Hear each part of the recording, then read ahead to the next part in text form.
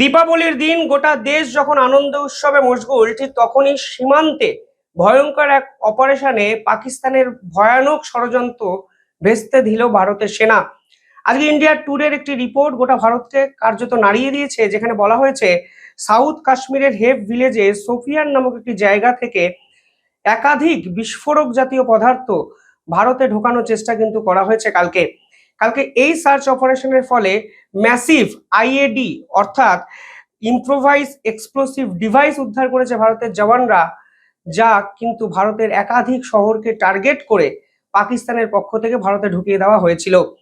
পাশাপাশি কালকে ইন্ডিয়া টুডের আরো একটি রিপোর্ট, যেখানে বলা হয়েছে দীপাবলিতে পাকিস্তান ভারতকে একাধিক ভয়ঙ্কর অপারেশনে কাঁপিয়ে দেওয়ার কিন্তু টার্গেট করেছিল, যার উদাহরণ হিসাবে সীমান্তে 120 জন পাকিস্তান মদতপুষ্ট জঙ্গির মুভমেন্ট কালকে কিন্তু নতুন করে দেখা গেছে।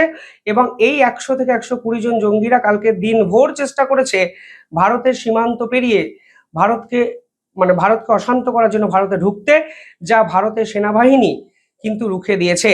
সব মিলিয়ে কাশ্মীর শুধু নয়, কাশ্মীরের মতো পাঞ্জাব বর্ডার, উত্তর পূর্বের একাধিক বর্ডারে কালকে সব থেকে বেশি সতর্কতা ভারতের সেনাবাহিনীর পক্ষ থেকে নেওয়া হয়েছিল, কারণ ভারত বিরোধী চক্রান্তকারী শক্তিগুলো সব থেকে বেশি কালকের দিনটিকে টার্গেট করেছিল। ফলে দেশ জুড়ে সীমান্তে হাই অ্যালার্টও জারি করা হয়েছিল ভারতের পক্ষ থেকে।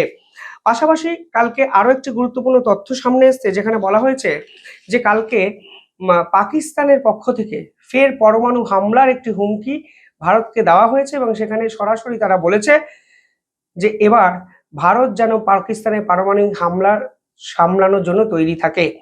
অর্থাৎ সব মিলিয়ে পাকিস্তান ফের একবার চেষ্টা করছে ভারতকে আক্রমণ করার, কিন্তু ভারতের অতন্ত্র প্রহরীরা সদা জাগ্রত থেকে উৎসবের মধ্যেও সেই আক্রমণকে আটকে দিলেন।